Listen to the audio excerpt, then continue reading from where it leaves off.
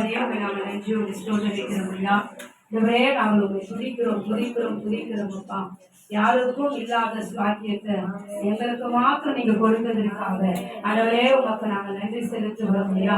அநேக வேலைகள் இருக்கலாம், அதை காட்டிலும் பரலோக ராஜ்யத்தின் வேலையை இந்த பூமியில நாங்கள் செய்யும்படி எங்களை ரட்சித்ததற்காக தெரிந்து கொண்டதற்காக ஆண்டவரே உமக்கு பிரியமான பாத்திரங்களா எங்களை மாற்றிக்கொண்டு ஆண்டவரே வேறு பெற்ற மகிமையின் ஊழியத்தை நீ எங்க கையில கொடுத்ததற்காக நன்றி செலுத்துகிறோம் ஐயா. ஆண்டவரே அப்பா, யோவான் 1:1 படியாக ஆண்டவரே ஆதியிலே வார்த்தை இருந்தது, அந்த வார்த்தையின் தேவனிடத்தில் இருந்தது, தேவனே ஆண்டவரே நீரே அந்த ஆண்டவரே இந்த பூமியிலே வார்த்தையாய் மகிமையாய் நீர் ஆளுகை செய்து கொண்டு இருக்கிறதுக்காய் நன்றி செலுத்துகிறோம் ஐயா.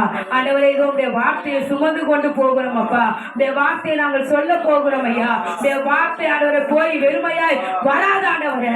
யாரிடம் நாங்கள் சொல்லுகிறோமோ, யாரிடம் பேசுகிறோமோ, எந்த இடமெல்லாம் ஜெபிக்கிறோமோ அந்த இடத்துல எல்லா ஆண்டவரே உங்க வார்த்தை கிரியை செய்யட்டும், உங்க வார்த்தை அற்புதம் செய்யட்டும் ஆண்டவரே. சிறு பெண்ணை எழுதுறே என்று சொல்லி ஆண்டவரே பானையை தொட்டு எழுப்பின அந்த இயேசுவின் வல்லமை உள்ள வார்த்தை ஆண்டவரே. இந்த கிராமத்துல எங்கெல்லாம் மரித்து போன வாழ்க்கை இருக்கிறதோ, வியாதியோடு வாழ்க்கை இருக்கிறதோ, போராட்டமா இருக்கிறார்களோ அந்த இடத்துல எல்லாம் இயேசுவின் நாமத்தினால ஒரு எழுப்புதல் உண்டாகட்டும், ஒரு உயிர் ஆண்டவரே எழுப்பட்டும் ஆண்டவரே.